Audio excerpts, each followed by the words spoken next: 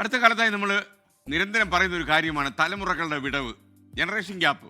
ഈ വിടവിനെക്കുറിച്ച് നമ്മൾ ഓരോരുത്തരും ജീവിതത്തിൽ ഒരിക്കലെങ്കിൽ അല്ലെങ്കിൽ മറ്റൊരിക്കൽ ചിന്തിച്ചിട്ടുണ്ടാവും. ജീവിതത്തിലെ ഈ വിടവ് പലപ്പോഴും പല രീതിയിൽ നമ്മൾ അനുഭവിച്ചിട്ടുണ്ടാവും. ഇപ്പോൾ പറയില്ലേ, പ്രായമായ ആൾക്കാർ പറയുമ്പോൾ തന്ത വൈബാന്ന് പറയും.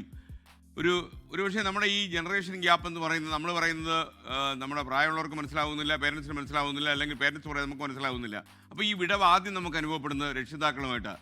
പിന്നീട് നമുക്ക് ഈ ജനറേഷൻ ഗ്യാപ്പ് നമ്മുടെ കുട്ടികളുമായിട്ട് അനുഭവപ്പെടും. രണ്ട് തലമുറകളിൽപ്പെട്ട ആളുകൾ തമ്മിൽ തർക്കങ്ങൾ ഉണ്ടാകുമ്പോൾ ഏതെങ്കിലും ഒരാളുടെ ഭാഗത്ത് മാത്രമാണ് ശരി എന്നൊരിക്കലും നമുക്ക് പറയാൻ സാധിക്കില്ല. പരസ്പരം പൂർണ്ണമായും മനസ്സിലാക്കാൻ സാധിക്കാത്ത തരത്തിൽ അവർ രണ്ട് ലോകത്തുള്ളവരായിരിക്കും. ഇങ്ങനെ വ്യത്യസ്ത ലോകത്തുള്ള വ്യത്യസ്ത തലമുറയിൽപ്പെട്ട രണ്ടുപേരുടെ കഥയാണ് ഇന്ന് പ്രിയപ്പെട്ട പ്രേക്ഷകരോട് ഞാൻ പറയുന്നത്. ഒരു മുത്തശ്ശനും കൊച്ചുമകനുമാണ് ഈ കഥയിലെ കഥാപാത്രങ്ങൾ. കൊച്ചുമകന് പ്രായം 17, മുത്തശ്ശനോ 78 വയസ്സുണ്ട്. ഒരു ദിവസം ഇവർ രണ്ടുപേരും വീട്ടിലെ സ്വീകരണ മുറിയിൽ അങ്ങനെ ഇരിക്കുക. മുത്തശ്ശനൊരു പഴയ റേഡിയോയുടെ നോബ് തിരിച്ച് ഒരു സ്റ്റേഷൻ കണ്ടെത്താൻ വേണ്ടി ട്യൂൺ ചെയ്തുകൊണ്ടിരിക്കുക. 25 കൊല്ലം മുമ്പ് വാങ്ങിയ റേഡിയോ കേട്ടോ. കൊച്ചുമകൻ അതേ മുറിയിൽ തൊട്ടപ്പുറത്ത് ഇരിക്കുന്നുണ്ട്. അയാൾ ചെയ്യുന്നത് സ്വന്തം ഫോണിൽ ഇഷ്ടപ്പെട്ട പാട്ട് കേട്ടുകൊണ്ടിരിക്കുക.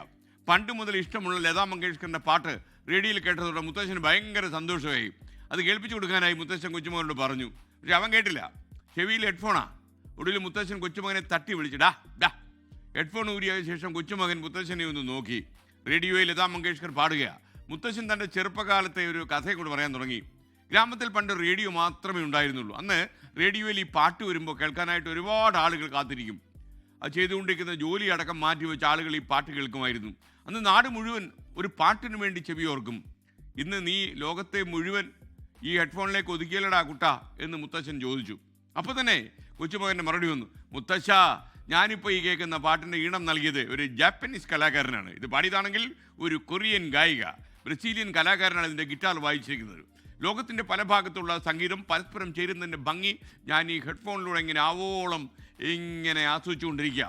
കൊച്ചുമകൻ ആവേശത്തോടെ പറഞ്ഞു നിർത്തി. ഇവർ രണ്ടുപേരും അവർക്ക് പ്രിയപ്പെട്ട കാര്യങ്ങളെക്കുറിച്ച് തന്നെയാണ് പറയുന്നത്. അതിലേതെങ്കിലും ഒന്ന് നല്ലതോ മറ്റേത് മോശമെന്നോ നമുക്ക് പറയാൻ പറ്റൂ. രണ്ട് തലമുറകളിൽ രണ്ട് അഭിരുചികളുമായി ജീവിക്കുന്നവരാണ് ഈ രണ്ടുപേരും. എല്ലാവർക്കും നമ്മുടെ ടേസ്റ്റ് ഉണ്ട്, നമ്മുടെ അഭിരുചി. അതിൽ നമുക്ക് വാശി പിടിക്കാൻ പറ്റില്ല. വ്യത്യസ്തമായ അഭിരുചികൾ ഉള്ളതുകൊണ്ടാണല്ലോ മനുഷ്യരും വ്യത്യസ്തരാകുന്നത്. അപ്പം നമ്മളെപ്പോഴും അത് വ്യത്യസ്ത ടേസ്റ്റ് നമ്മൾ മനസ്സിലാക്കുക. അതൊരു തലമുറകളുടെ വിടവാണ് എന്ന് കണ്ടെത്താതിരിക്കുക.